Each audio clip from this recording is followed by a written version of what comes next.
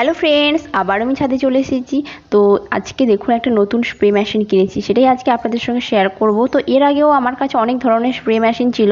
Actually কী হয়, আমি যে ফ্লিপকার্ট থেকে একটা স্প্রে মেশিন কিনেছি না, এটা দেখুন, এটাতে যে রাবারটা থাকে না, যেটা চাপ সৃষ্টি করে, যার ফলে স্প্রেটা হয়, এইটা নষ্ট হয়ে গেলে না পাওয়া যায় না।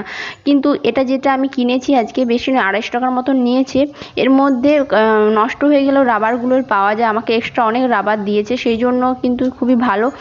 আর হচ্ছে দেখুন, এর মধ্যে জালিও দেওয়া হয়েছে, যাতে না জলের মধ্যে যে নোংরাগুলো গিয়ে স্প্রের মুখটাকে জাম করে দেয়, যাতে স্প্রে সমস্যা হয়। এটা কিন্তু প্রতিজনের ক্ষেত্রেই হয় যে নোংরাগুলো গিয়ে স্প্রে মেশিনে মুখটাকে জাম করে দিলে স্প্রে আর হতে চায় না।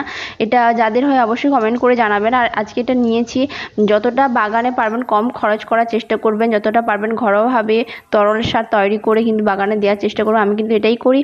তো বাই ফ্রেন্ড, দেখা হচ্ছে নেক্সট এরকম আরও একটা ভিডিও।